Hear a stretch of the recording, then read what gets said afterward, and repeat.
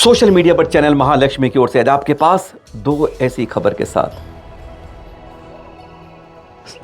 कहते हैं संत संघों में जो चल रहा था गुरुवर के में एकदम शांत, हम सबको ये ध्यान रखना होगा।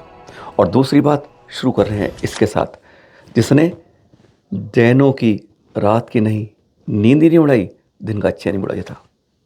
दिख रहे हैं, मास्क लगा के काला और एक बोरी के अंदर इंसानी खोपड़ी लेके 11 जुलाई को लोकल अदालत में पहुंच गया था। उसकी पटकथा 3 जुलाई को वकीलों ने लिख दी थी। चेहरा इसलिए कि कोई उसकी हत्या ना कर दे। 20 साल तक धर्मस्थल में सफाई करता था। कहता है मैं सफाई के साथ मुर्दों को काटता था, जिनमें से अधिकांश युवा बेटियां महिलाएं थी। रेप किया, बहुत गंदगी, और इस तरह की उसने यह कहना था उसका, जगह जगह उसने धर्मस्थल यही 2014 में जब उसने देखा कि मेरी एक युवा बेटी जो उसके रिश्ते में थी उसके साथ जब ऐसा हुआ उत्पीड़न के रेप के बाद, तो उसने वहां दर्द के मारे छोड़ दिया था। पर उसको कहते हैं होश कब आया। अब 12 साल बाद कहते हैं मंथन करते करते, चिंतन करते करते वह अदालत पहुंचा था। अदालत भी हैरान हो गई थी, सरकार भी हिल गई थी, सिट की तुरंत नियुक्ति कर दी गई थी।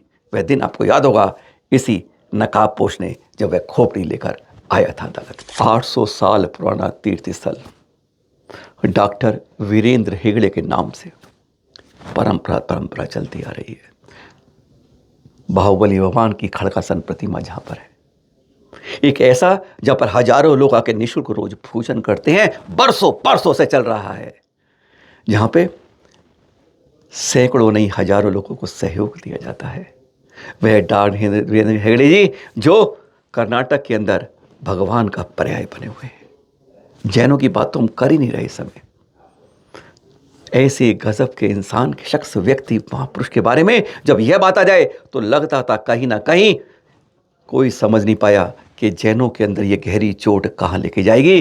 क्या वीरेंद्र हेगड़े को कटघरे में खड़ा किया जा रहा है या धर्मस्थल को छीने की बात हो रही है? दोनों में से कहीं समझ नहीं था। होश तो यह था, एक खोपड़ी लेके आया है और कह रहा है सैकड़ों खोपड़ी आज वहां दफन की हुई है, मैं निकलवाऊंगा सारी सिट के साथ। डॉक्टर वीरेंद्र हेगड़े जी हमारे वर्तमान के प्रधानमंत्री नरेंद्र मोदी साथ एक बार नहीं कई बार ऐसा हुआ है जब वह भी इनकी सेवाओं को देख के गदगद हो जाते हैं।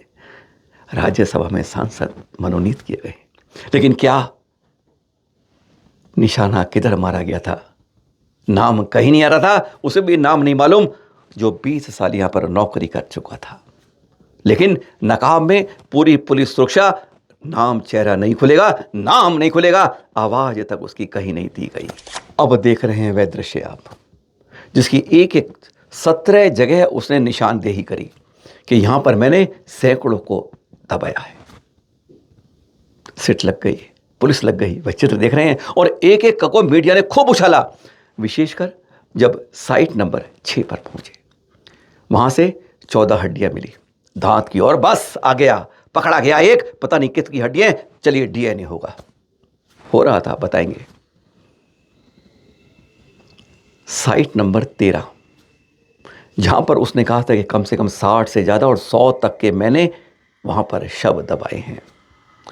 एक दो नहीं, 16 फुट तक गहराई करते करते, दूर तक सिट करते करते पसीने आ गए थे, लेकिन वहां एक हड्डी नहीं मिली। कोई बात नहीं, उसके बाद 14 पर आए, वहां बस 81 हड्डियां मिली। बस उसके बाद तो मीडिया में तहलका आ गया कि धर्मस्थल के अंदर इस तरह की बातें हुई हैं, और जैसे उसका सीना चौड़ा हो गया।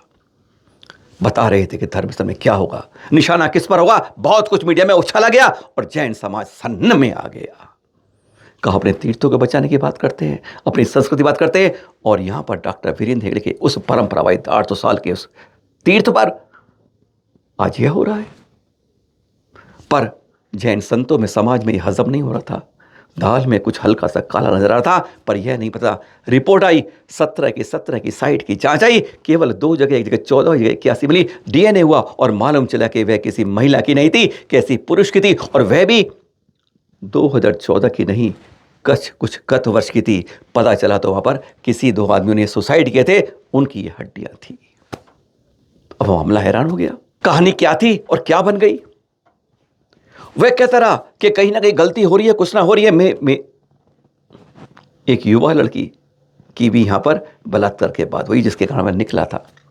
हो सकता है कोई भूल गया और रास्ता कोई भटक गया, सड़कें बन गई हैं। उसने एक बड़े मीडिया ग्रुप इंडिया टुडे को बाकायदा इंटरव्यू दिया कि सड़कें बन गई हैं, रास्ता अलग हो गया, इसलिए मैं होने में गलती हो रही है, पर मैं वही का वही हूँ। और उस बात को बहुत लाखों लोगों ने उसको देखा और उसकी बात पर विश्वास करने लगे। पर किंतु बट लेकिन अभी बाकी था। और फिर आज वह हो गया खुलासा जिसका जैन समाज इंतजार कर रहा था। कहते हैं कम से कम आज रात को चैन की नींद। वह नकाबपोश अब गिरफ्तार हो गया। चौंक गए आप? सबसे पहले सुजाता भट्ट, जो कहते हैं उस नकाबपोश की पहली पत्नी थी। उसने तो अदालत में आके कहा था कि 2003 के अंदर मेरी बेटी को यहां पर बलात्कार के गायब हो गई है, और मालूम चले इसने कहा कि उसके बलात्कार मैंने उसका शव दफनाया था।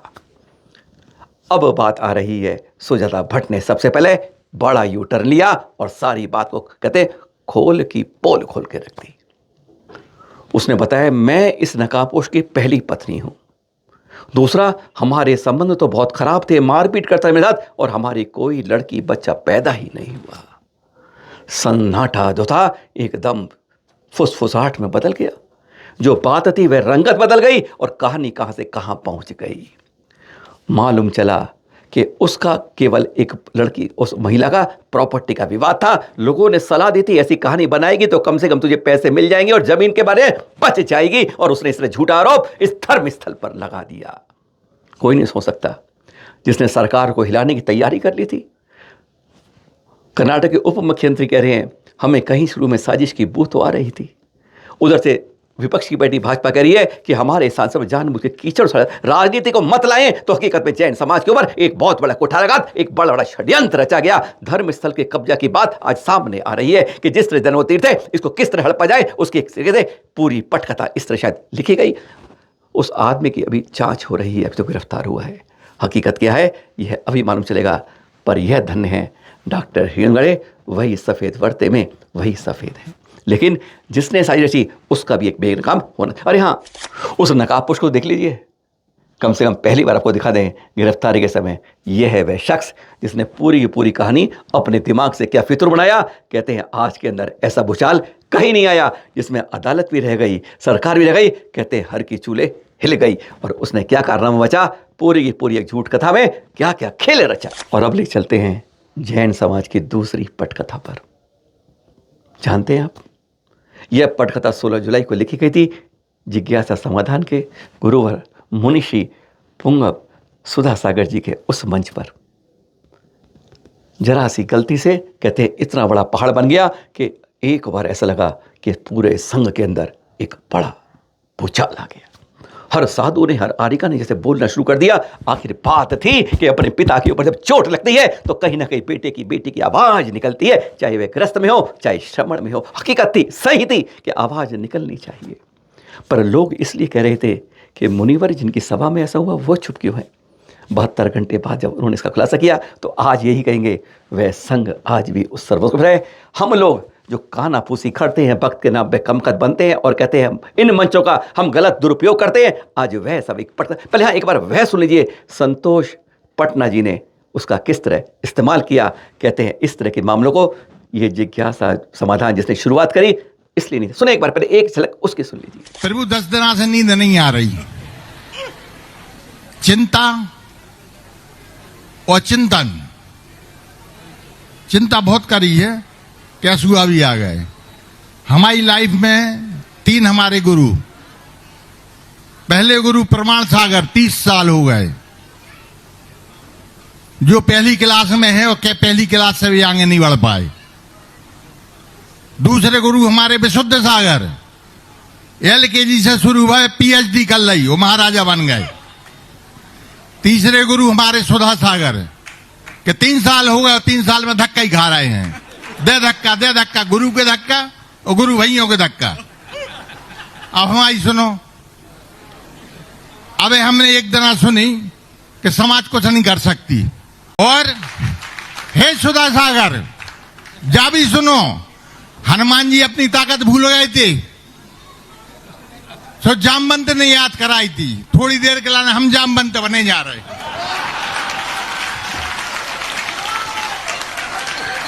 आप दीक्षित हैं, आप सच्चे सम्यक दृष्टि हैं, महाज्ञानी हैं, बलिष्ठ हैं, चर्यावान हैं, तपस्वी हैं, साथ ही साथ प्रभावी हैं, मनमोहक हैं, कुलवान हैं, मुनियों में ज्येष्ठ हैं, प्रवचन प्रवीण हैं, सह के समान निर्भीक है, निर्दोष चर्या पालक हैं।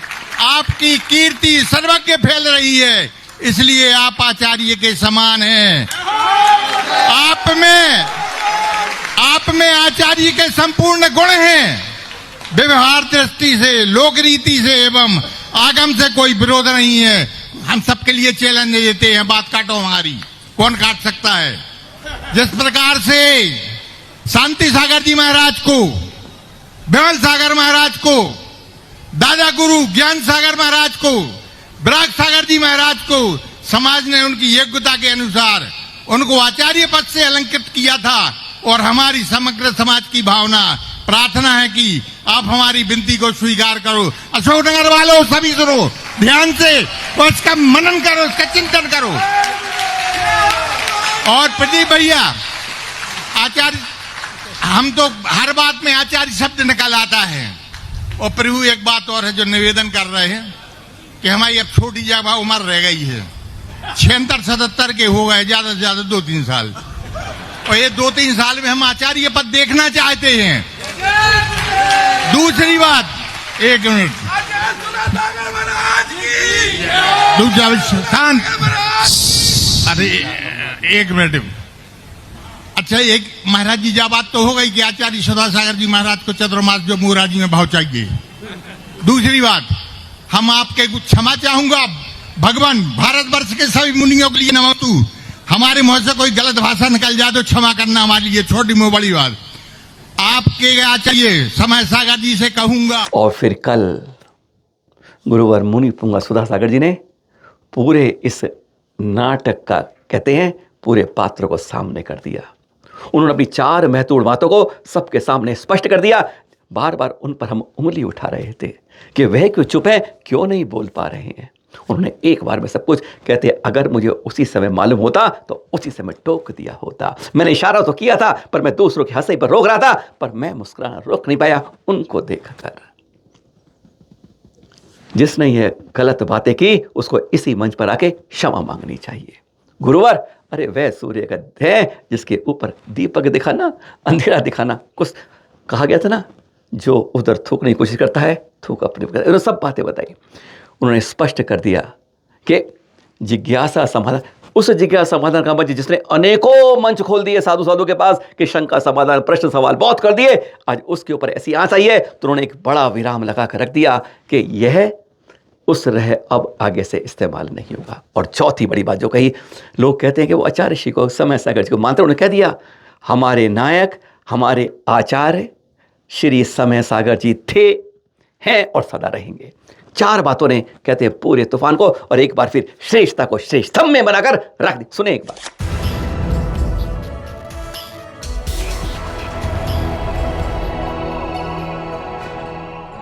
गुरु के संबंध में यदि थोड़ा भी अपना मन बिगड़ा है तो तुरंत उसका पश्चाताप, प्रायश्चित और अपनी क्षमा याचना का भाव कर लेंगे।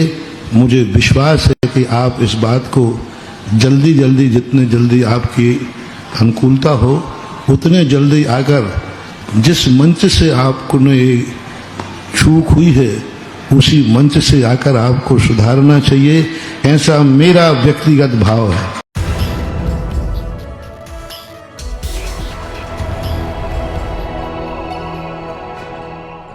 मेरा पंडाल की तरफ मुंह था, मैं उंगली भी दिखा रहा हूं, उसमें देखा मैंने, और मैं तो उसी सामने जो हरकत हो रही थी उस पर कहते मैंने कि उसको रोको वहां पे।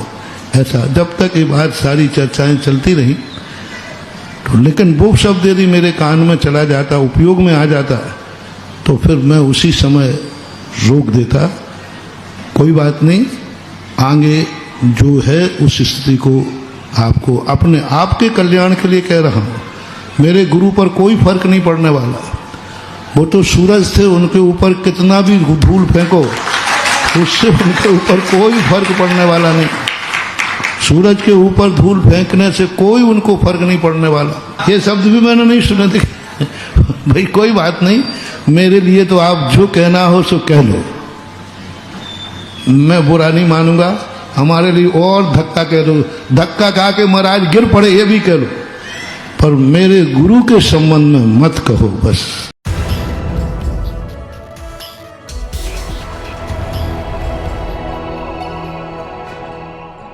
और ऐसा कुछ भी नहीं है, हमारे महाराज हैं और हमारे संघ के आचार्य समय सागर हैं तो हैं, वो आज भी हैं। आप लोग क्यों हमारे संघ की व्यवस्थाओं में, हमारे अंतरंग संघ की व्यवस्थाओं में क्यों पड़ रहे हो? आप ग्रस्त हैं, हम आपके घर गृहस्थी के संबंध में तो नहीं पड़ते। आप ग्रस्त हैं, ग्रस्तों का काम जो हमारा संघ है, हम लोग अपने संघ के हिसाब से, वो हमारे नायक हैं, वो हमारे आचार्य हैं, आज भी हैं, कल भी थे और कल भी रहेंगे।